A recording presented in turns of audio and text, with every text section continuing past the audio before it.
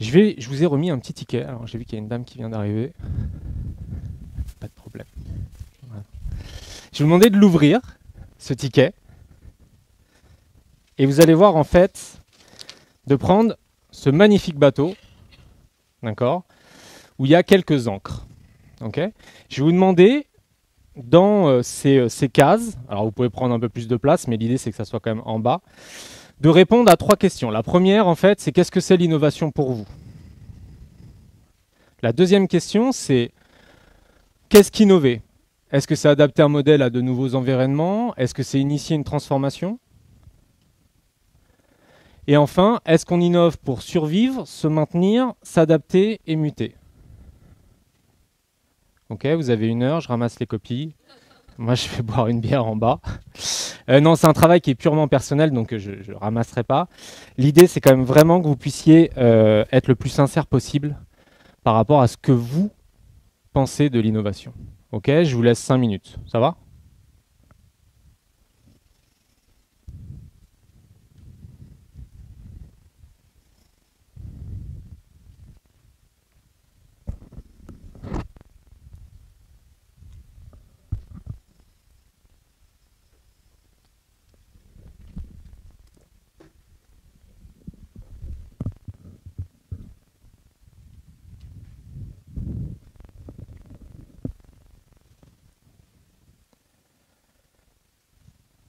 Est-ce qu'il y a des gens qui n'ont pas de stylo? J'ai pas posé la question. Parce que si vous n'avez pas de stylo, on a des stylos. Parce que chez Xebia, on fait les choses bien.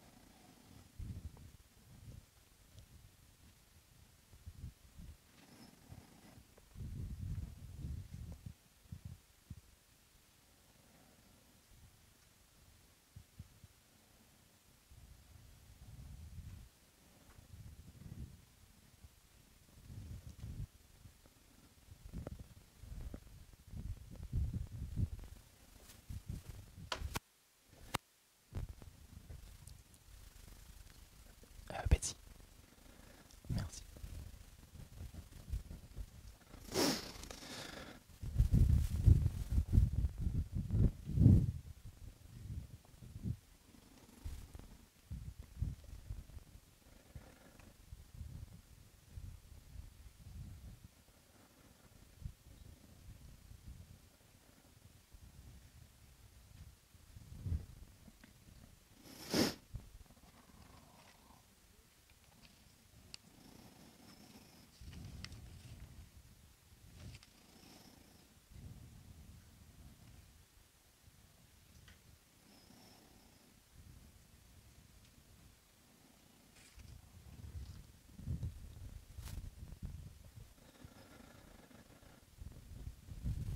Ok, c'est bon pour vous?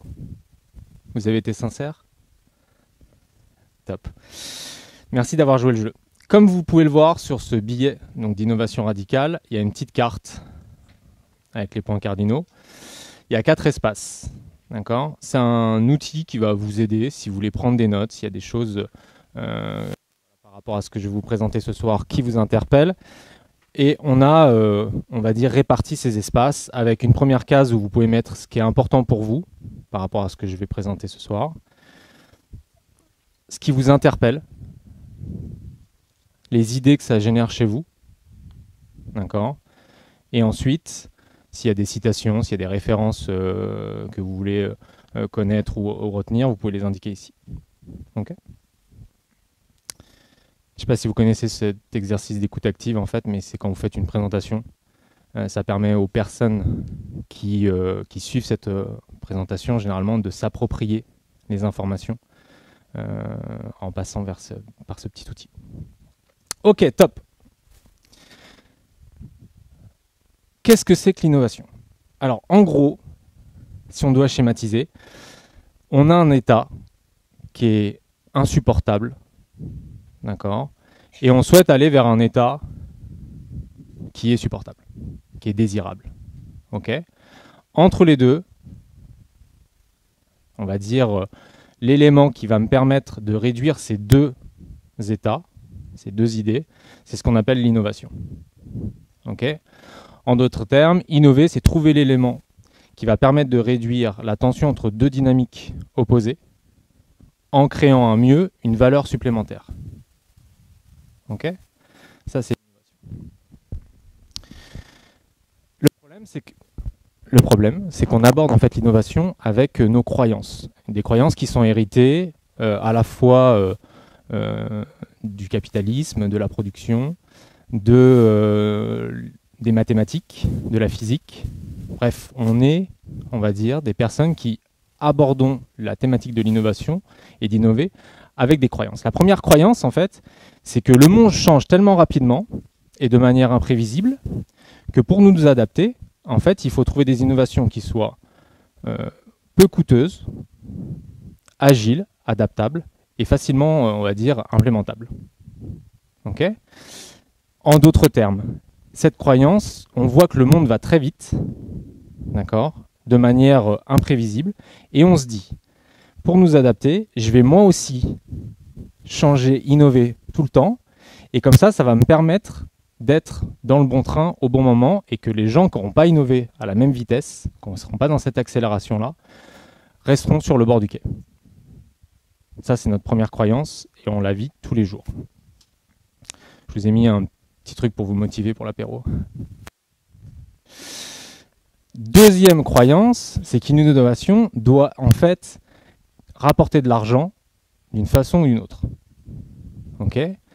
Là, encore une fois, ce qui est assez hallucinant, c'est qu'on est dans une société qui, à l'heure actuelle, est en train de remettre en cause les différents équilibres, notamment financiers, notre rapport collectif par rapport aux enjeux climatiques, au bien-être, à la santé. Et le seul modèle qui nous permet à l'heure actuelle de juger si une innovation est viable, c'est un modèle financier de rentabilité à court terme. Troisième croyance,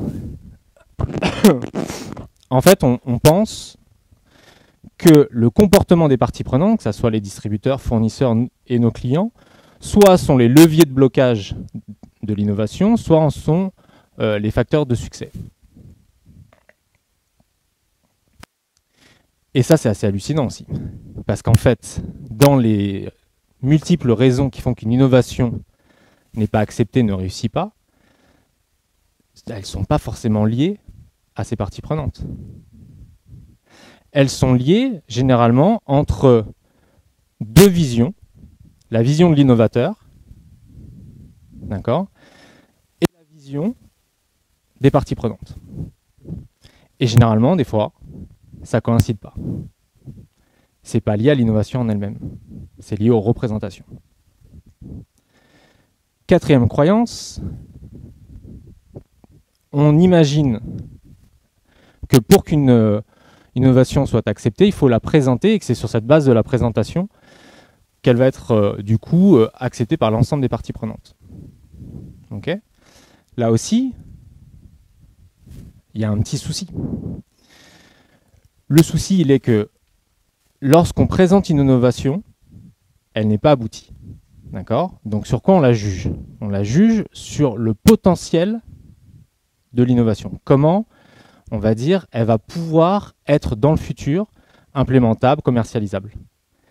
Et cet élément de projection se fait généralement en référence à quelque chose qu'on connaît, à un autre produit, à un autre service.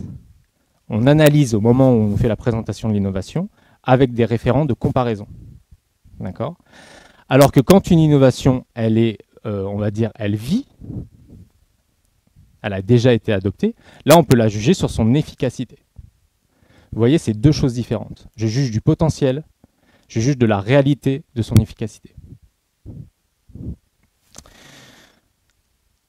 On va dire dans l'ensemble des méthodologies et processus d'innovation, ces croyances s'immiscent, nourrissent ces méthodes. La première méthode, en fait, les premières méthodes se concentrent sur la réalité du résultat et les motivations des parties prenantes.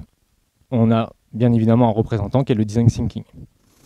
Les deuxièmes typologies de méthodologie, c'est en fait celle qui cherche à optimiser le processus et rendre plus transparents les éléments en fait, de l'innovation. Les représentants, c'est l'innovation Jugad, ça va être le Lean Innovation et dans une certaine mesure, les méthodes agiles. Troisième typologie, c'est celle qui focalise l'effort sur la concentration en fait, d'un écosystème économique et qui justement définissent le partage de valeur. Donc là, on va être sur le business canvas et la stratégie Océan Bleu. Et enfin, celle qui mise tout sur l'intelligence de la solution technique. Et là, c'est TRIZ et Concept Knowledge. Si on en regarde encore un peu de plus près, qu'est-ce que ces croyances vont générer comme biais dans nos processus d'innovation et dans nos modèles d'innovation? Je vais juste du coup essayer de vous faire voir les choses avec un autre regard. Le premier biais, c'est qu'on a tendance à raisonner, puisqu'on est cartésien, de manière très logique. Sauf que pour aborder l'innovation, il faut arrêter avec la logique. Je m'explique. Un innovateur, ce qu'il déteste le plus, c'est la complexité. Du coup, pour, on va dire, contrecarrer la complexité, il a tendance à isoler, serrer les problèmes et les résoudre. Un par un, déconnecter les uns des autres. Je vais envoyer ce micro, je pense. Et ça, c'est un gros problème parce qu'en fait, à l'heure actuelle, les facteurs, les différents éléments, d'accord, ont des liens, ont des interactions entre elles. Donc c'est difficile de les isoler et de les serrer. Qu'est-ce qui se passe dans un processus d'innovation? La première chose, c'est que l'innovateur a une intuition. Généralement, cette intuition, elle est juste, elle est correcte. Du coup, il va commencer à produire une innovation, à conceptualiser une innovation. Okay, ça peut être imparfait, c'est pas abouti, mais c'est sa première idée. Ensuite, il va essayer d'avoir l'acceptation de l'ensemble des parties prenantes. Et là, il va commencer à modifier son innovation pour qu'elle puisse être acceptée par son directeur de l'innovation, par son directeur marketing, par son PDG, par les fournisseurs ou par les clients, si on est sur design thinking, et on se dit c'est les clients qui ont raison. Okay, donc je fais une première on va dire, petite modification. Je reteste, je réadapte, je rechange mon innovation et on voit que je suis en train de transformer mon idée de départ. Je rechange encore, je remodifie et là, au lieu, on va dire, de travailler sur la finalité de mon innovation, en fait, je me suis créé d'autres problèmes en essayant à chaque fois d'isoler et serrer les différents problèmes en fonction des inputs des différentes parties prenantes. Je me suis complètement déconnecté et j'ai travesti mon idée initiale d'innovation. Okay, donc cette logique-là, en tout cas la logique telle qu'on la connaît, est un vrai problème. Est-ce que vous connaissez cette voiture? Non?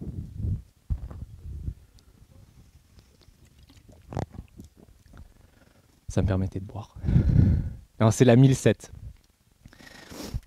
Ce projet d'innovation, il est juste terrible. En fait, ça part d'un concept ou d'un constat. C'est de se dire que la population vieillit, les gabarits augmentent, on est de plus en plus grand, de plus en plus gros, d'accord, et l'espace dans les villes est de plus en plus restreint, de plus en plus contraint. Donc ils se sont dit, en fait, on va modifier l'accès à la mobilité dans les voitures en mettant des portes coulissantes électriques. Super idée. Et ça a été les premiers. Il faut vraiment le. Il y avait un constructeur japonais, mais qui avait juste fait pour conducteurs et passagers, je crois, mais pas pour l'ensemble de la voiture. Le problème, c'est que donc les concepteurs, les designers, l'ensemble des constituants techniques commencent à réfléchir à comment on va mettre Donc des portes coulissantes qui sont plus lourdes, un moteur, un rabat. D'accord ? On est sur l'idée d'une voiture urbaine. Donc on est sur des petites voitures, on n'est pas sur un espace. D'accord ? Donc on est sur une gamme de prix qui est limitée. Vu qu'on est sur une gamme de prix qui est limitée et qu'on rajoute de la techno, qu'on rajoute des éléments, d'accord ? Il faut qu'on trouve des moyens de réduire. Ok ? Donc comment je trouve des moyens de réduire ? Je vais mettre une plus petite motorisation. Je vais faire le pas, l'impasse, on va dire, sur les éléments d'insonorisation dans l'habitacle. Je vais mettre des éléments, justement, tableau de bord, volant, un peu plus cheap. Ok ? Ensuite, ils s'aperçoivent que, étant les premiers, ils n'ont pas de retour en termes d'utilisateurs sur la capacité des utilisateurs à bien utiliser ces portes coulissantes. Donc du coup, ce qu'ils font, c'est qu'ils bardent la voiture, mais partout, d'éléments de sécurité. Ok ? Ça a été un fiasco. C'était une super idée. Ça a été un fiasco. Les utilisateurs de voitures ne se sont pas reconnus. Ils se retrouvaient avec une voiture cheap, lente, manquait de puissance, trop lourde et avec un petit moteur. Et en plus, vu que c'était bardé de sécurité, lorsque vous ouvriez la porte, en fait, la porte était extrêmement lente. Donc avec des frustrations en disant je veux sortir de ma voiture, quoi.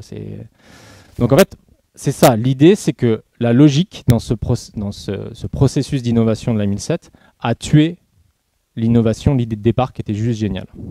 Parce qu'encore une fois, on a raisonné problème après problème en essayant d'essayer de résoudre au lieu de réfléchir dans la globalité. Ça va ? Ok. Deuxième biais, c'est la tyrannie du temps. Alors, je ne sais pas si... qui travaille sur de l'innovation dans la salle ? Ok. Vous me dites si je me trompe des fois. Est-ce que vous êtes contraint par le temps, ceux qui travaillent sur l'innovation ?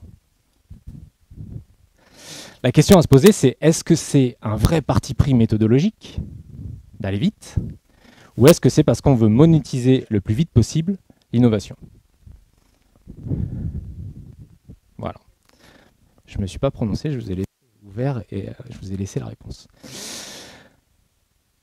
Vous connaissez certainement cette phrase « fail fast, succeed faster ». On est tous, ici je pense, picousés à la start-up culture, d'accord, et que ça en fait partie. L'idée de cette rapidité qui fait que plus vite on échoue, plus vite, plus loin on va avoir un succès. L'idée que plus vite on se confronte aux différentes parties prenantes, aux différents tests, et plus vite on aura une solution, en fait, c'est que ça tue complètement les vrais process d'innovation. L'idée d'aller vite et l'idée de la linéarité tue l'innovation. Pourquoi ? Parce qu'en fait, généralement, l'innovation, elle est adaptative quand on rentre dans cette linéarité, quand on rentre dans l'idée d'aller très vite. C'est exactement l'idée d'un médicament qui va agir sur les symptômes, mais pas du tout sur les foyers. Ok ? Si ça vous paraît obscur, je vais développer après. Ne vous inquiétez pas. Comment se passe un processus d'innovation ? Généralement, il y a la révélation. Ok ? Donc, durant la révélation, l'innovateur voit, si vous vous souvenez, cette définition, il voit un état, une dynamique qui n'est pas souhaitable, insupportable. Il se dit, il y a la possibilité d'être dans un état souhaitable, d'accord ? Et du coup, il dit, je vais aller chercher quel va être l'élément réducteur entre ces deux dynamiques opposées.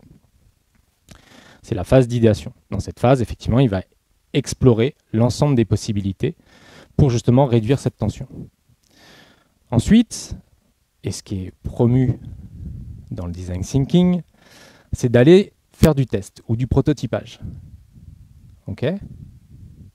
On fait nos tests, on voit qu'il faut arbitrer, et du coup, on va corriger. Donc là, il y a des gens qui ne sont pas au fait du design thinking ou pas ? Non, tout le monde est plus ou moins au fait. C'est ce qui est représenté dans le design thinking, dans le process, c'est-à-dire je vais ici être dans la phase de la révélation, ici dans la phase de l'idéation, je prototype, je teste et je fais les corrections. Et quand ça se passe bien, enfin quand ça se passe pas bien mais qu'on a des gens agiles, des fois on peut remonter à l'étape d'un peu avant. C'est-à-dire on redéfinit la tension. Et enfin, une fois qu'on a fait tout ça, on part pour définir le modèle économique, comment je vais commercialiser, comment je vais financer, comment je vais produire cette innovation. On est dans une linéarité. Vous avez vu, je suis dans le mode descendant. Un petit exemple. En 1993, il y a une société française avec des normaliens qui décident en fait, enfin qui observent, ou qui ont un parti pris, avant d'observer, mais qui ont un parti pris en disant, sur les marchés boursiers, les interactions entre les traders sont aussi importantes que la cote réelle des actifs. Pourquoi ? Parce que les traders se surveillent entre eux et du coup ont tendance à se copier. Ils décident donc du coup de construire un schéma, on va dire, algorithmique en observant, donc ils vont sur un marché qui était la Matif, un tout petit marché avec très peu d'acteurs, donc ce qui facilitait l'observation et la requête de données. Ils vont sur ce marché et ils commencent à construire les comportements prédictifs. D'accord ? Ça prend 1 an. Ensuite, ils se disent, on va tester. Donc en fait, ce qu'ils font, c'est qu'ils simulent, par rapport à leurs algorithmes, ils simulent les prédictions en prenant des positions, justement, sur ce qui était identifiable. Okay ? Ils font plus de 30%. C'est-à-dire que par rapport à ce que fait le marché, eux, ils arrivent à produire plus 30% de valeur. Okay ? Ils ont réussi leur phase de test. Pas de problème, le prototypage fonctionne. Ils vont chercher les financements. Et alors là, c'est tapis rouge. Vous promettez plus 30% à des fonds d'investissement, ils vous signent tout de suite. Il n'y a pas de problème. En plus, c'est des normaliens. Les mecs, ça rigole pas, quoi. Et ils se lancent sur un marché. Le problème, c'est que ça n'a pas fonctionné. Et je vais vous demander pourquoi. Comme ça, vous ne dormez pas.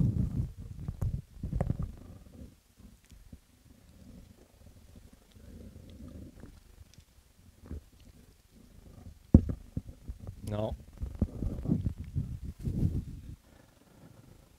Non plus. Non, parce que si que ça soit un marché qui soit en pleine explosion ou un marché qui s'y décroît, en fait, les comportements de panurgisme, de se suivre et de se copier restent les mêmes.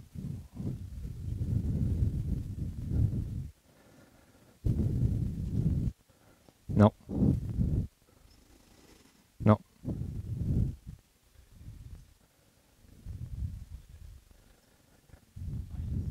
Ouais, ça a été biaisé, mais pourquoi ? C'est la question.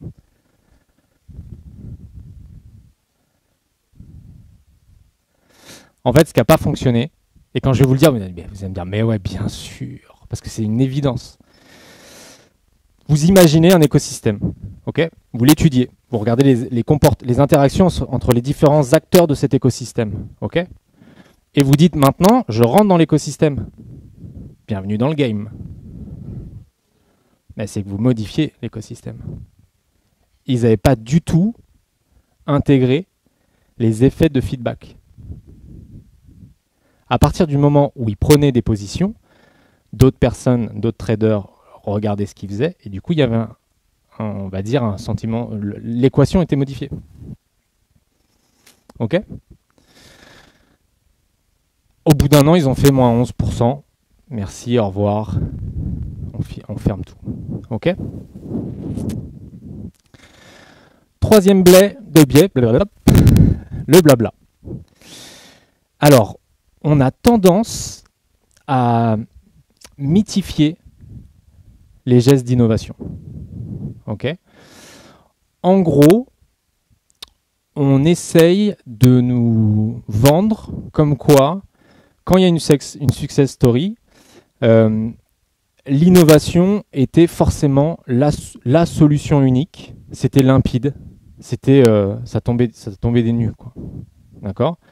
Et toute l'histoire oublie qu'en fait, l'innovateur, généralement, a subi énormément d'échecs, a fait des erreurs, a dû revenir, repenser, et ça pendant des années, des années, des années. Ok ? Et c'est la même chose quand il y a un gros fail. On nous dit, voilà ce qui s'est passé, et on simplifie en fait cette histoire. Et ça, c'est encore plus vrai qu'on est dans une société où on dit il faut storyteller. À toutes les startups, il faut storyteller. Non, c'est hyper important. L'histoire. Hein ? Le premier geste d'un innovateur, c'est qu'il va devoir aller voir les parties prenantes pour expliquer en quoi son innovation peut être intéressante. Et là, la magie. La magie, c'est qu'on lui a doté d'un super outil. Le pitch. Et alors, c'est mieux. On a fait l'élévateur pitch. C'est-à-dire que vous devez, dans une conversation d'ascenseur, arriver à vendre votre innovation. Et là, il y a des gros problèmes. C'est que, en gros, l'innovation va forcément générer des turbulences sur vos parties prenantes. Je vais le détailler après. Et donc le pitch, le fait de réduire une innovation à juste cette histoire, est complètement déconnecté de la puissance d'une innovation. Ok ? En gros, ça aussi, ça sort du design thinking. Alors je me fais un peu la tête du design thinking ce soir parce que voilà, c'est un peu mon combat, c'est qu'on résume trop l'innovation et les process d'intelligence collective au design thinking. Alors c'est un fabuleux outil, mais que dans certaines conditions. Donc ça, c'est ce que vous allez toujours voir sur le design thinking, c'est que pour qu'une innovation soit bonne, il faut 3 facteurs, qu'elle soit désirable, qu'elle soit faisable et qu'elle soit utile ou viable. Et on est au centre. Le problème, c'est qu'on n'est pas du tout sur cette dimension-là, puisqu'on peut avoir une innovation qui soit désirable, okay, mais qui soit pas du tout pertinente. Et inversement, on peut avoir une innovation qui soit pas du tout désirable et complètement pertinente. Je vais vous le présenter ensuite. Juste pour la blague, est-ce qu'on aurait demandé à Albert Einstein de faire un elevator pitch pour présenter la théorie de la relativité? Sérieusement.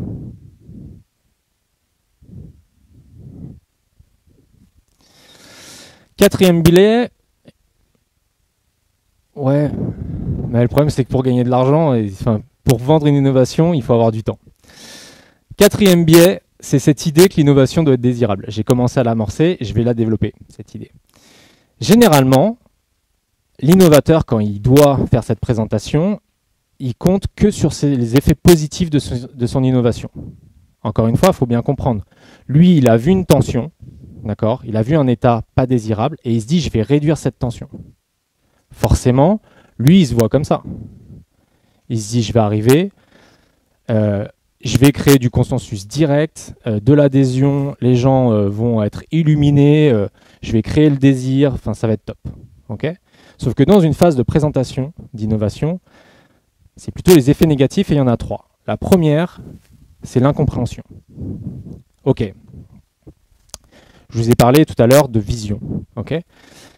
Si l'innovateur a une vision, mais que les parties prenantes ne la partagent pas du tout, en gros, j'arrive avec mon innovation, et là, on va me dire non, mais t'es sûr déjà qu'il y ait besoin, le constat que tu es en train de faire, est-ce que tu es sûr qu'il soit là? Ok, bon, soit. La situation n'est pas parfaite, je l'entends. Est-ce qu'on n'attendrait pas un peu? Parce que ça se trouve, ça va se résoudre tout seul. D'accord? Ou peut-être, il y a un concurrent qui va faire la même chose, et puis nous, on aura juste qu'à suivre. Ok ? Premier point, l'incompréhension. Les parties prenantes ne partagent pas la vision initiale de l'innovateur. Ok ? Deuxième point, l'inconfort. Ok. Une innovation, ça demande forcément de faire autrement, d'apprendre à faire autrement, d'accepter à faire autrement. Et ça, sans même avoir l'ombre d'un seul bénéfice au départ. C'est que du potentiel. Donc vous demandez à votre direction ou à des clients ou à des fournisseurs de faire autrement par rapport à ce qu'ils faisaient d'habitude sans en savoir encore s'ils vont avoir un gain. Ok ? Et là, il y a des gens qui s'intéressent aux neurosciences, je sais, dans la salle, mais toutes les études en neurosciences ont démontré que l'humain, s'il y a un chemin où il doit prendre un pari, c'est-à-dire qu'il y a potentiellement un bénéfice, mais c'est risqué, versus la situation, elle est bof, mais je prends pas de risque, à votre avis, il va où l'humain ? Deuxième solution, l'humain est adverse au risque. Il est adverse au risque. Et on demande à des mecs qui innovent de présenter leur innovation dans un ascenseur. C'est une blague. Troisième chose, le rejet. Alors là, le rejet, c'est pas lié sur les perturbations que peuvent créer la présentation de l'innovation sur les parties prenantes, mais c'est plus que les parties prenantes, à un moment donné, se disent, d'un point de vue subjectif, le gain, l'attractivité, en tout cas, de l'innovation n'est pas suffisamment importante pour que je m'y engage. Okay.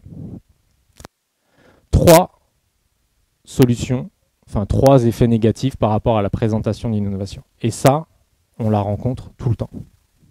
Tout le temps. Est-ce que quelqu'un sait ce que c'est ?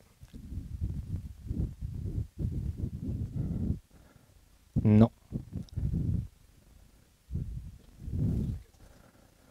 Ah, c'est pas un enregistreur, c'est pas un rembobineur. C'est le tout premier appareil numérique. Est-ce que vous savez qui l'a fait ? Kodak. Steve Sasson. Faut se souvenir de ce nom, Steve Sasson. Le mec est arrivé chez Kodak. Alors, à un moment donné, Kodak déclarait qu'en gros, s'il voulait faire plus d'argent, il fallait qu'il vende de la drogue, qu'il fasse de la prostitution ou qu'il vende des armes. C'est-à-dire qu'en business légal, il n'y avait pas mieux. Il n'y avait pas mieux. Ils étaient au top en termes de part de marché, ils explosaient tout. Le mec arrive dans les années 80 avec ça, un truc qui ressemble à rien, et il leur dit, mais attendez, moi je peux faire des photos, ça enregistre d'un point de vue numérique sur la bande, etc.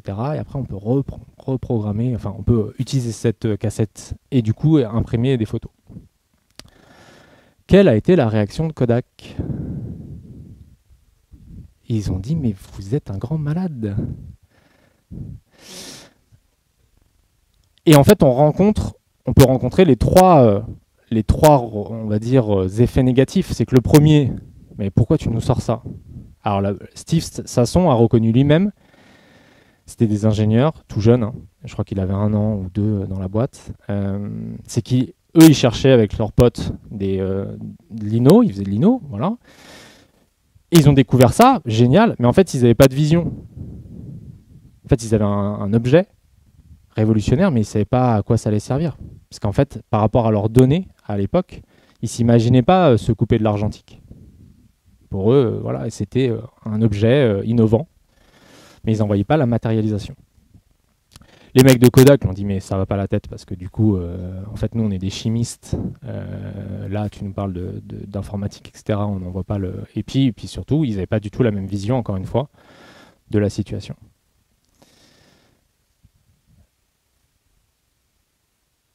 Ça, c'est une innovation pertinente, incroyable, et qui n'a pas du tout été désirée. Il manquait une vision. Il manquait effectivement de changer de contexte et de paradigme. C'est ce qu'on va voir après. Jusqu'ici, tout va bien ? Ok, je vous endors pas ? Ça va. 5e biais, c'est notre tentation, puisqu'on est dans un monde de la finance, gouverné par la finance, par la rentabilité, c'est le diktat de la quantification. Alors celui-là, il y a plein de conséquences, mais je vais en traiter que 2 ce soir avec vous. La première, c'est que à partir du moment où on juge le succès d'une innovation sur sa capacité à rapporter de l'argent, d'accord ? L'objectif final d'une innovation, ce sont des objectifs commerciaux. Okay ? Et c'est qu'à un moment donné, du coup, l'innovateur, qu'est-ce qu'il va faire ? Il va répondre à ses objectifs. Et là, on voit qu'il y a une grosse séparation, puisqu'en fait, les objectifs commerciaux qui sont le nombre de clients, combien je vais le vendre, etc., n'ont rien à voir avec pourquoi j'ai créé l'innovation. L'innovation, elle réduisait une tension. elle n'était pas pour vendre. Ok, ça c'est le premier point. Qui fait que les innovations ont tendance à se travestir, à se décharger de tout leur potentiel disruptif. Deuxième grosse conséquence, c'est effectivement qu'à partir du moment où on est sur la financiarisation, sur la quantification, on va regarder que des valeurs qui sont dites rivales. Donc les valeurs rivales, c'est l'argent, le travail, les consommables et le temps machine. Okay, et on va considérer comme des effets positifs secondaires l'acquisition de connaissances, l'amélioration de la notoriété et de la réputation, la génération de bien-être. Là, il y a un vrai problème. Ça fonctionnait dans les années 70, dans les années 80. 90 déjà, ça commence un peu à puer. 2000, je ne vous en parle même pas. Aujourd'hui, 2019, être sur cette vision du monde, c'est juste pas être connecté à la réalité. On est dans une société où on va être contraint, par rapport à ce qu'on produit, d'avoir le moins d'impact sur notre planète. D'accord ? On va être donc du coup sur une décroissance. On est déjà rentré en France là cette année en décroissance. Donc qu'elle soit voulue, subie, après ça c'est un autre sujet, mais en tout cas on est déjà dans une décroissance. Donc ces valeurs-là, à un moment donné, elles vont plus être référentes. C'est comme si vous alliez faire une course d'orientation avec une boussole qui vous indiquait l'inverse de la réalité. Okay ? Hier j'étais à la restitution de Sociovision, donc analyse les tendances françaises en sociologie. Il y a 70% des consommateurs qui ne font pas confiance dans les marques sur la composition de leurs produits. 70%.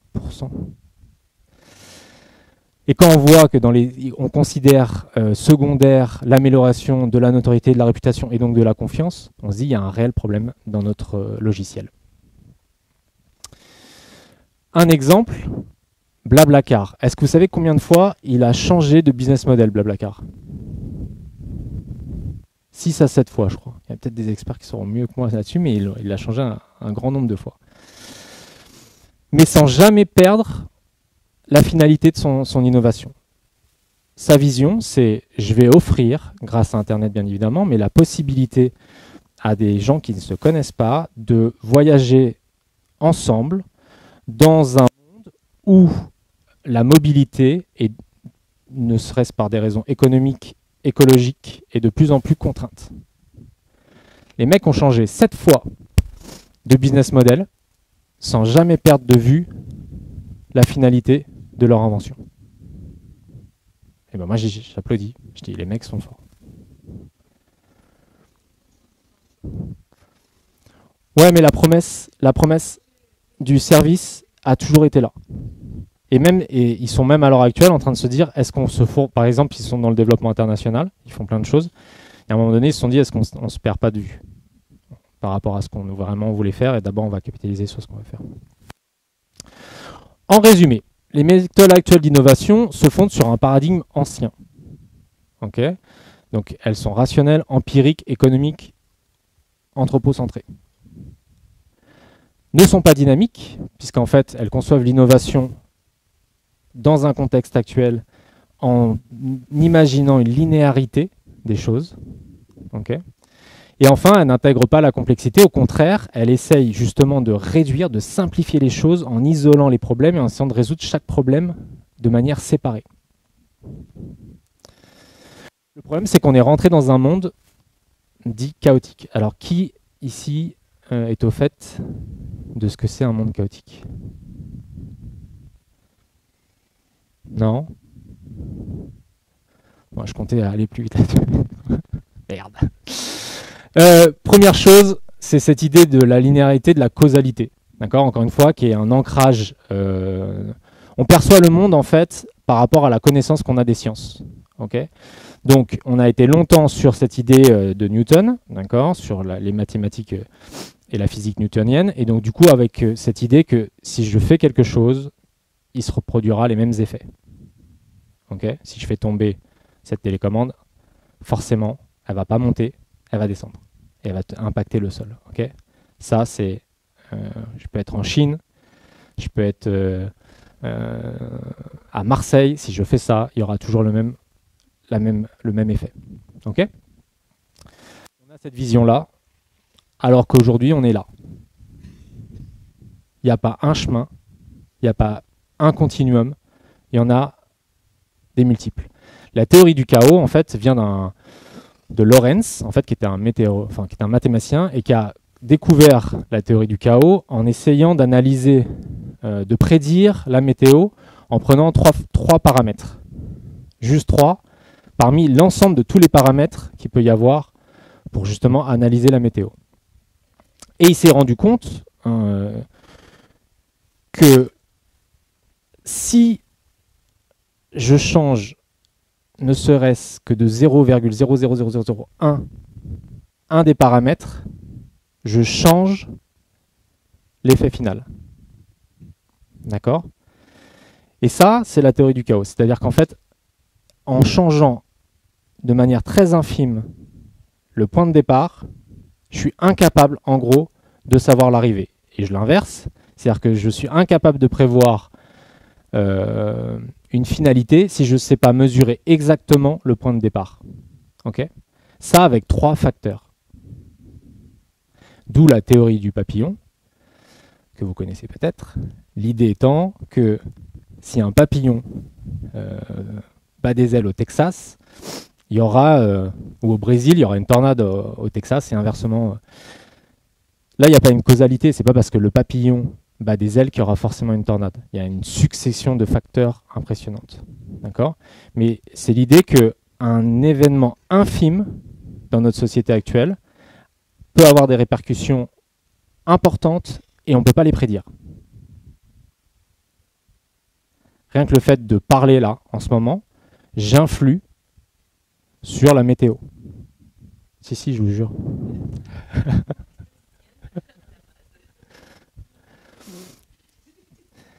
Disons que la modification de l'air, les mouvements d'air...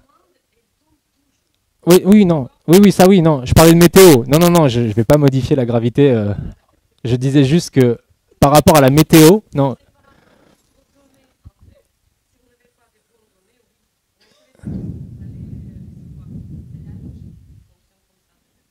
Non, c'est pas qu'une question de données. C'est que c'est le paramètre d'entrée. C'est pas la donnée, c'est le paramètre d'entrée qui est imprévisible. Et qu'en fait, on ne peut pas savoir, n'ayant pas cette variation au début, on ne peut pas savoir à la fin ce qui va arriver. Par exemple, Lorentz, en fait, ce qu'il faisait, c'est qu'il avait fait une simulation donc, sur trois paramètres. D'accord, il avait rentré les données. Il avait un ordinateur qui était très long. Et en fait, à un moment donné, il arrête l'expérience. Il revient en prenant juste 4 décimales et il oublie en fait que dans l'ordinateur, il y avait une série de chiffres derrière. Et en fait, il s'aperçoit qu'en oubliant cette série de chiffres derrière, ça ne reproduit pas du tout les mêmes effets. Et donc, c'est ça l'idée de la théorie du chaos. Je la simplifie, je ne suis pas mathématicien, mais je sais que c'est ça. J'ai quand même bouquiné un petit peu cette théorie du chaos. Et que, du coup, sur l'attracteur de Lorentz, je ne suis pas mathématicien, mais en tout cas, je sais expliquer. Et donc, je sais aussi que la manière dont moi je parle et dont vous respirez va modifier les paramètres météorologiques qui font que c'est difficile à prévoir. D'où qu'on ne peut pas s'engager sur un mois de météo. On le voit des fois, à 3 jours, nos modèles sont has-been. On est rentré dans un flux continu d'informations, on est les plus gros producteurs de data jamais fait dans l'histoire. Et est-ce que vous connaissez cette petite animation ? C'est le lac Michigan. En fait, à chaque seconde, on rajoute une goutte d'eau quand l'informatique est multipliée, la puissance de calcul informatique est multipliée par 2. On voit en gros que jusqu'à même 2018, on n'est pas très fort. Mais il va y avoir une très forte accélération pour arriver en 2025, d'après les projections. Encore une fois, on ne sait pas s'il y a une raréfication du matériel, par exemple des composants informatiques, mais normalement en 2025, un ordinateur aura la même puissance de calcul qu'un cerveau humain. Et les gens qui travaillent sur l'intelligence artificielle, d'accord, aujourd'hui c'est ce qu'on appelle l'intelligence artificielle bas de gamme, de premier niveau, d'accord, pensent qu'il se peut qu'un jour, encore une fois c'est de la probabilité, il y ait un événement, le fameux signe noir, d'accord, un événement qui ne soit pas prévisible, qui fasse qu'on rentre dans la super intelligence artificielle et que là on ne sait pas ce qui va se passer, mais il se peut que les ordinateurs prennent une puissance qu'on ne pourrait pas maîtriser. On est dans un monde confiné, c'est-à-dire que, on le sait, on est en train d'exploiter, de surexploiter, de fatiguer l'endroit où on vit. On partage tous le même constat, je pense. Yep, pardon.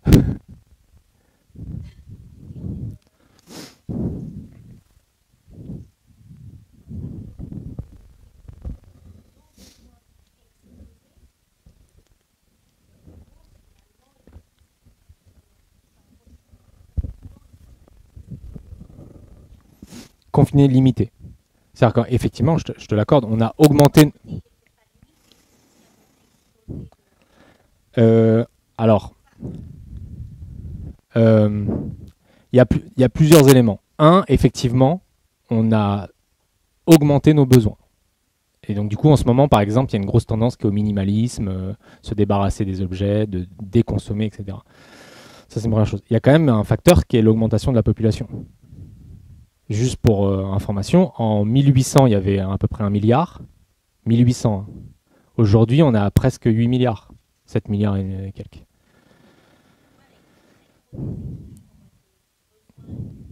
Ouais, bien évidemment. Mais je pense que même si on se mettait à diminuer, il y a quand même... Et les projections... Alors là, encore une fois, c'est toujours pareil. Il y a X milliards de possibilités.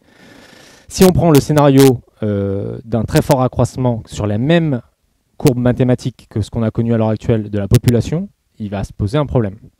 Il y a d'autres personnes qui disent il se peut qu'à un moment donné, on est en train de vivre parce qu'on a les endocriniens, là, dites-moi, j'ai un trou de mémoire, perturbateurs endocriniens, la pollution, etc., fait qu'il y a une baisse de la fertilité. Donc il y a certains prospectivistes qui disent par exemple, en fait, on va arriver à un pic et ça va redescendre et peut-être même ça va être inquiétant parce que ce sera une perte complète de la fertilité. Certains prospectivistes pensent ça. Donc c'est des scénarios et en fait on ne sait pas ce qui est à l'heure actuelle et c'est ça ce qui fait le monde du chaos, c'est qu'on ne sait pas en fait où ça va aller. Mais que le monde soit confiné, ça c'est une certitude. C'est une certitude. On sait qu'on est dans un espace limité et c'est aussi nos représentations. Quand on voulait voyager, même ne serait-ce que avant les années 60, tu voulais aller en Chine, bah c'était le bateau. Tu mettais 4 mois. Non, 1 mois. Ouais, c'est 1 mois. 4 semaines, 1 mois. Le mec est fatigué. Et ça, en fait, ça fait aussi que notre représentation du monde, qui était dans une représentation où tout était vierge, il y avait ce sentiment de on peut exploiter les choses, c'est fini ça. D'où le sentiment limité. Et c'est aussi ce qui est dans l'espace-temps rétréci, c'est ça, c'est un espace-temps qui fait que les temps d'interaction entre les personnes, c'est réduit. Le temps entre les distances entre les personnes se sont réduites aussi grâce à l'avion, notamment. Et les nouvelles technologies permettent de discuter avec son voisin en Chine, son copain en Chine, pardon, très facilement. Je ne sais pas si vous avez vu les recommandations pour limiter le réchauffement climatique. Non, vous n'avez pas vu? Par exemple, en France, interdiction de prendre l'avion s'il y a un autre moyen de locomotion pour un trajet de 4 à 5 heures. Ouais, bien sûr. Non, mais c'est-à-dire que si on veut réduire notre impact sur l'environnement, les recommandations, elles sont juste hallucinantes, quoi. Un tirage au sort, par exemple, de la population pour prendre des longs courriers. Parce que effectivement, on ne peut pas tous partir à l'autre bout de la planète, on ne peut pas tous prendre l'avion, on ne peut pas tous avoir des voitures, etc. etc., etc., etc. Donc ça, c'est l'espace-temps rétréci qui est lié au confinement. La mort de la mort, je vais aller vite, mais c'est l'idée qu'effectivement on devienne éternel. Alors, est-ce que ce sera d'un point de vue biologique? Est-ce qu'on va trouver les moyens de conserver nos cellules ou de les remplacer, puisque maintenant on sait reprendre une cellule, la faire, par exemple une cellule de la main, la faire retransformer pour que ça soit une cellule souche, puis la reprogrammer pour que ça soit une cellule d'oreille. Donc est-ce que ça va être le remplacement d'organes? Et là, ça laisse la porte ouverte à toutes les possibilités. Est-ce que c'est la capacité qu'on va avoir à télécharger notre cerveau, notre conscience dans un ordinateur, et donc du coup être un robot, c'est-à-dire qu'on aura notre vie d'humain et peut-être après on sera un robot, d'accord, mais avec encore une fois notre conscience. Ça, encore une fois, moi je suis pas là pour apporter des réponses ce soir, je n'en ai pas la prétention, mais je suis là pour vous dire voilà ce que c'est un monde chaotique, c'est ça. Et enfin, tout le monde peut-être connaît cet acronyme, volatilité, incertitude, complexité, ambiguïté, qui en grosso modo explique un peu cette idée du monde chaotique, du monde complexe. La volatilité, c'est par rapport à un événement qui se passe, une moyenne, par exemple, on fait tous 1,60 m dans une population, et puis d'un coup, pendant 2 ans, il y a des gens qui font 2 mètres. Bah, ça, c'est la volatilité. C'est-à-dire qu'à un moment donné, il se passe un événement qui est imprévisible, inexplicable. L'incertitude, je l'ai expliqué. La complexité, c'est cette idée, effectivement, qu'on a pu cette linéarité des effets, mais que tous les effets sont imbriqués, qu'en changeant une donnée, bah, ça modifie tout l'écosystème. Et l'ambiguïté, c'est le rapport qu'on peut avoir justement par rapport aux événements et notre analyse et notre perception. Jusqu'ici, tout va bien? Ok. Du coup, le but de ces 2 premières parties était de vous dire, 1, les méthodes telles qu'on les connaît d'innovation et les processus d'innovation étaient, on va dire, performantes, mais elles ont induit des biais, et ces biais se sont accélérés et se confrontent au contexte qu'on vit, qui est le monde chaotique. D'où l'idée de cette méthode, qui s'appelle le Butterfly Process, donc inventé par Édouard Le Maréchal, qui a la volonté d'incorporer la complexité et le monde chaotique dans nos processus d'innovation. En gros, il y a 3 niveaux d'innovation. Le premier, l'innovation incrémentale. L'idée, c'est j'ai un produit, ça ne fonctionne pas bien, du coup, je vais le modifier. J'innove, mais j'innove à la marge. Généralement, c'est inspiré par les insights des consommateurs, des utilisateurs, et l'approche reine est le design thinking. Ensuite, on a les innovations de rupture. Alors, un exemple d'innovation incrémentale, ça peut être l'iPhone X, d'accord, ou Uber X. Ok, c'est une innovation à la marge.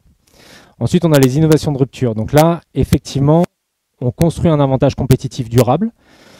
On n'est plus sur des approches... Ah, ça m'énerve. On n'est plus sur des approches d'innovation, on va dire, liées à la créativité ou au business model Canva. Un exemple d'innovation de rupture, ça va être Uber, okay, ou Airbnb. Et après, il y a l'innovation dite radicale, qui est où en fait, on crée un nouveau marché, un nouvel écosystème. Et là, ça va être par exemple l'iPhone. Okay, ça, c'était une innovation de rupture, l'iPhone. L'innovation radicale. L'innovation de rupture, quand je vous dis par exemple Uber ou Airbnb, en fait on s'aperçoit que ça a été une innovation, mais que ça n'a pas changé en fait l'écosystème. Pourquoi? Parce que Uber maintenant c'est une société de taxi comme les autres. Il n'y a même plus les bouteilles d'eau, de transport. Ouais, mais le service principal, on va dire de base, on est quand même sur une société de taxi. Airbnb, on voit que en fait la promesse, on n'est pas comme sur Blablacar. Vous voyez la différence? Blablacar, l'idée c'était de faire voyager des gens ensemble, d'accord?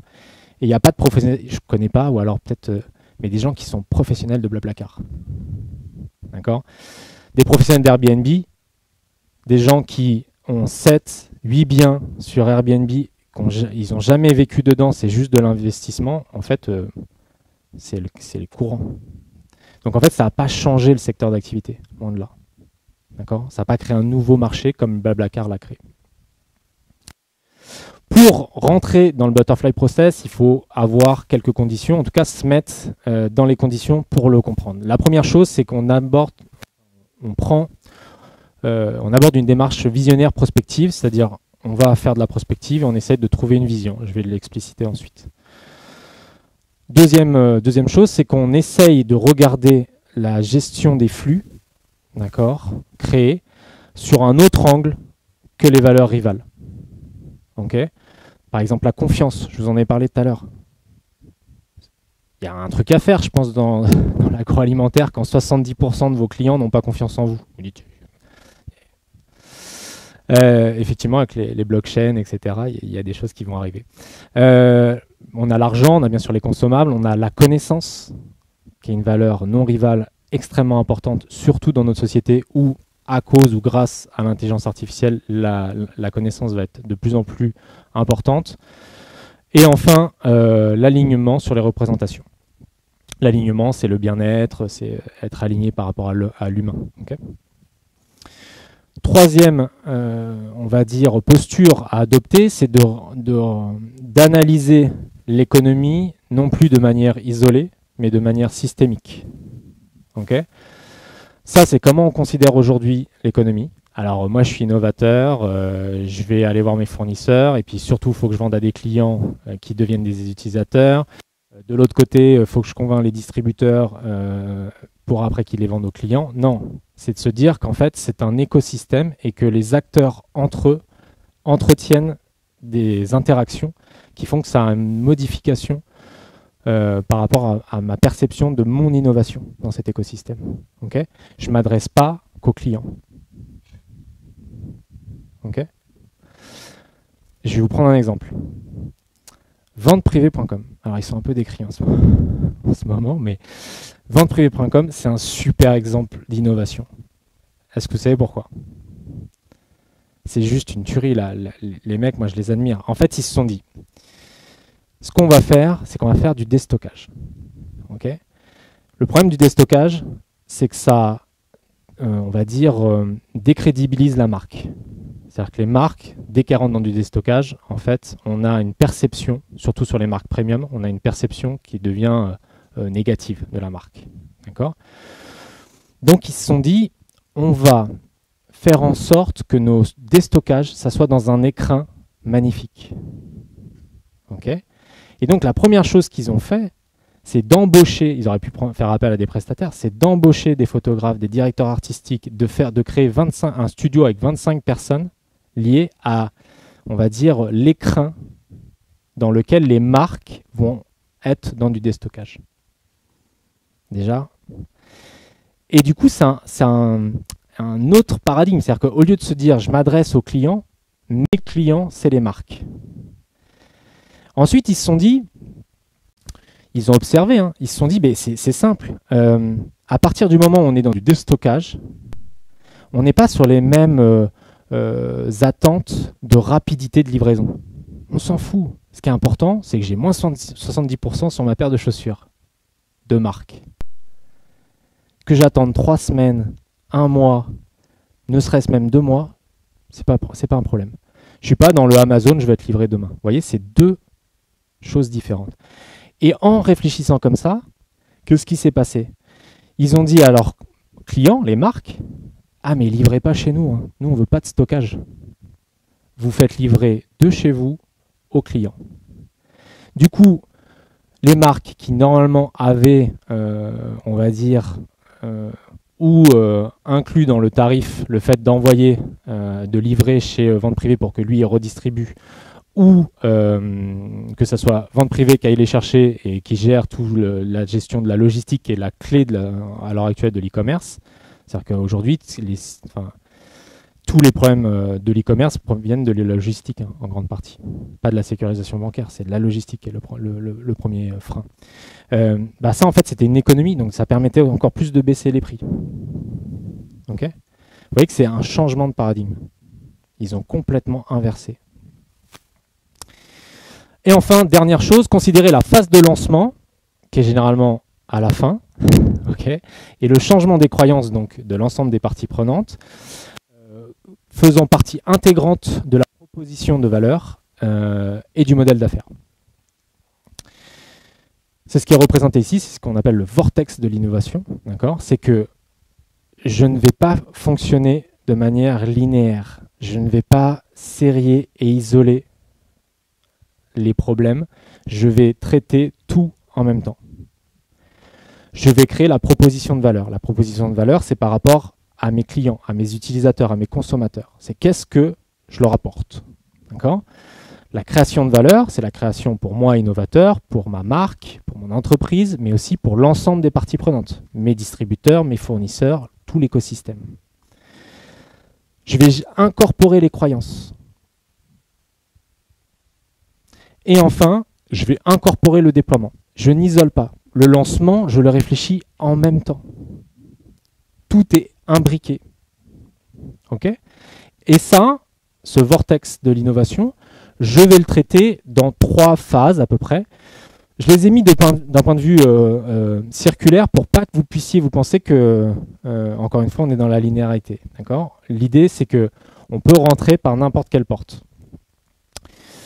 Première chose, c'est la conscience, première étape. La deuxième étape, c'est l'ambition. Et la troisième étape, l'alignement.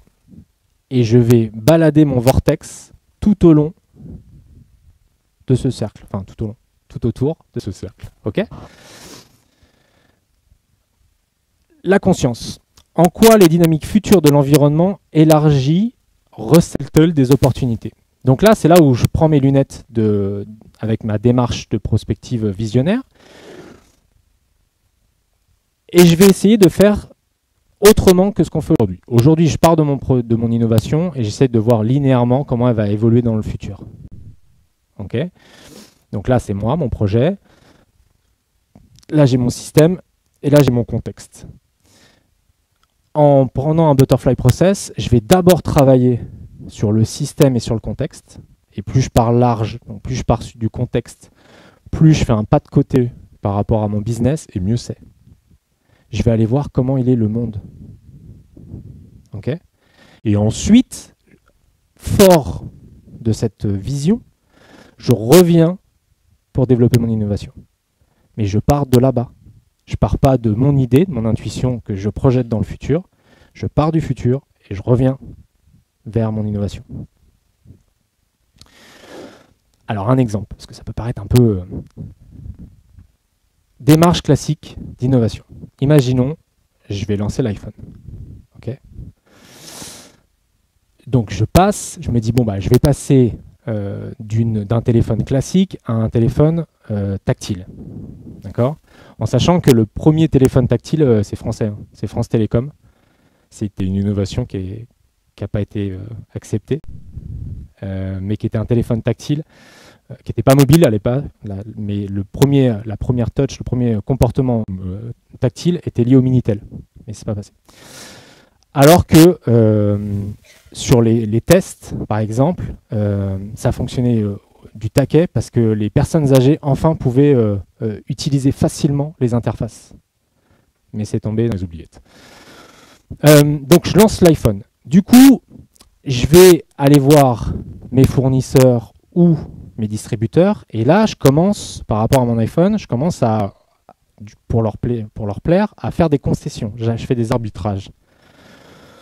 Ensuite, je le lance et en dernier recours, je vois les possibilités que va générer en valeur secondaire mon innovation. Steve Jobs, alors on peut le critiquer sur pas mal de choses. Moi, je suis pas, c'est pas mon dieu, Steve Jobs, hein, loin de là. Mais c'est vrai que pour le coup, il est vraiment rentré dans l'innovation visionnaire. Déjà, il s'est dit, moi, ce que je veux, c'est que les gens aient accès partout où ils soient, on va dire, à l'information, au service, dans leur poche. C'est ça sa vision. Il est parti de là. Ensuite, il s'est dit, à partir du moment où je vends un accès à l'information, je vais avoir besoin que du coup, j'ai des développeurs qui nourrissent, puisque je suis un portail. À partir du moment où je suis un portail, j'ai besoin d'avoir de la création de contenu, de logiciels, etc. D'accord ? Et bien évidemment, tout ce qui va être valeur ajoutée de produits. Ce qui inverse complètement la tendance, c'est que quand je vais aller voir mes distributeurs, je sais exactement ce que je veux faire, je sais les promesses et je ne fais pas de concessions, je suis plutôt dans la négociation et plutôt j'impose les choses. D'accord ? Le fait qu'Apple a toujours gardé ses prix mêmes et impose les prix, c'est une grosse conséquence de cette vision. Et enfin, je développe mon idée. Je développe mon innovation. Ok ? Je l'ai simplifié encore une fois. Je suis un peu dans le storytelling encore une fois, mais l'idée, c'est pas de vous refaire l'histoire de l'iPhone, c'est de vous faire comprendre la logique. Ok ? Deuxième chose, l'ambition. C'est comment scénariser la création de valeur en fonction de ses ressources et de sa vision. En fait, ce qui est important au moment où on est sur l'innovation, c'est de comprendre quelles sont ses ambitions. Ses ambitions, c'est pas je suis le premier, je veux être le leader sur mon marché. Hein. L'ambition, c'est ai-je la capacité à innover? C'est-à-dire par rapport à ce que je sens, par rapport à la tension, est-ce que j'ai les capacités? Est-ce que je suis est-ce que je souhaite l'intégrer? Soit sous le rachat d'entreprise, soit par des partenariats. C'est ça l'ambition, c'est être en capacité de comprendre où est-ce que je veux aller et les différentes forces que j'ai pour, on va dire, les résoudre. Et enfin, l'alignement.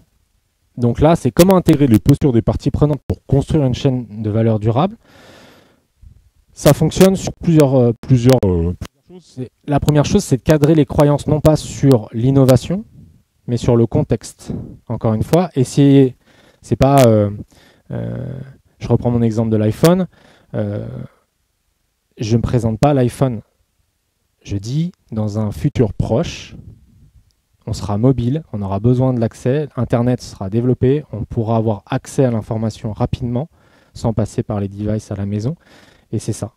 Est-ce que vous partagez mes croyances? Ok ? Donc, cadrer sur le contexte et non pas sur l'innovation en tant que telle. Ensuite, c'est par rapport à l'ensemble de mes parties prenantes, c'est de ne pas être en opposition. Je ne suis pas là pour vous séduire.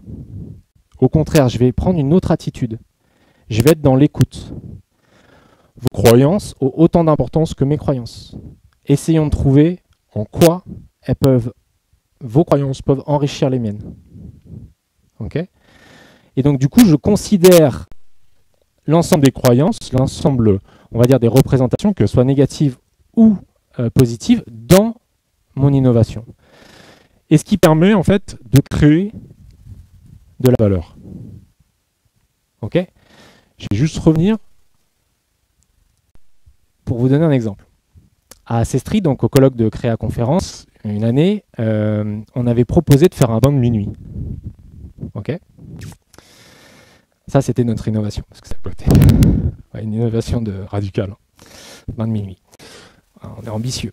Mais l'idée, c'est de voir la logique. On n'a pas, si vous voulez, on n'a pas essayé de récolter les croyances sur le bain de minuit. Ça, c'était l'innovation. Mais sur le contexte, qu'est-ce qui ferait que les gens, en fait, adhèrent ou n'adhèrent pas au bain de minuit? Quels sont les leviers? Tiens, on va voir. Et effectivement, c'est la température.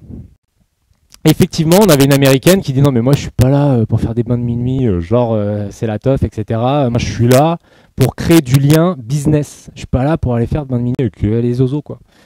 Ok.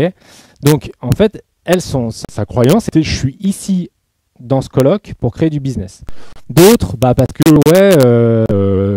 on peut se noyer, on fait la fête, etc. Il peut se passer des choses, etc. Donc c'est pas d'aller contre ces croyances-là. D'accord ? C'est pas de convaincre ou de déprécier votre croyance. Votre croyance, c'est le bain de minuit. C'est d'incorporer ces différentes croyances. Et donc, du coup, il y a eu plein de solutions qui ont enrichi la valeur de mon bain de minuit. Par exemple, pour notre américaine, on a mis en place en amont une sorte de buddy partner, d'accord ? C'est-à-dire qu'en fait, elle devait identifier avant le bain de minuit quelqu'un qui l'accompagnerait, donc du coup ça crée du lien, quelqu'un qu'elle ne connaît pas forcément, du lien business, on a travaillé là-dessus. Fallait que ça soit sécurisé. Il y en a d'autres qui disent, bah ok, mais moi je veux pas me baigner tout nu. Ok, ben on accepte les maillots de bain. Vous voyez, c'est ça. L'idée, c'est, vous êtes sûr, vous êtes convaincu, votre croyance, vous la touchez pas. Vous embarquez l'ensemble des croyances pour enrichir la valeur de l'innovation. Et enfin, en faisant ça, ça permet à l'ensemble des parties prenantes de s'engager par rapport à votre innovation. Puisqu'en fait, vous embarquez leurs croyances. Ils ne peuvent pas être contre vous. Vous utilisez leurs croyances pour nourrir la valeur. OK ? Les conséquences du Butterfly Process, c'est, première chose, vous savez choisir vos parties prenantes en fonction des croyances, du partage des croyances. Vous les embarquez pour les bonnes raisons. Deuxième conséquence, c'est qu'on fait une vraie disruptive. On est dans l'innovation dite radicale. Alors j'avoue que le bain de minuit, c'est pas le meilleur exemple. Mais encore une fois, si vous repensez à l'iPhone, c'est un beau modèle. C'est quelque chose qui va modifier réellement, en profondeur, tout l'écosystème. Même le mode de pensée. Okay ? C'est durable dans le sens, c'est une innovation qui va être pérenne, d'accord ? Et c'est durable, c'est pas une coquille, je l'ai mis, parce que c'est vertueux. Ok ? Vous pouvez choisir entre différents scénarios et échéances de temps, ce qui vous permet de réinterroger votre ambition et votre capacité à innover. Je reviens.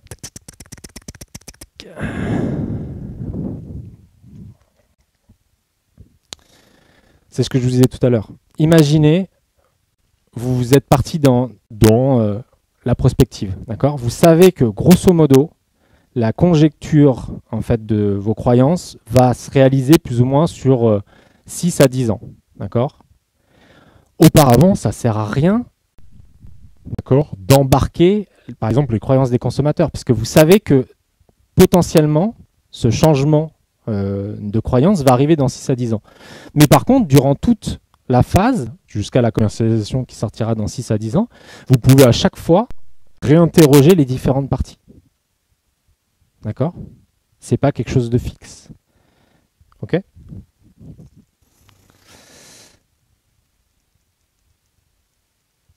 Hop.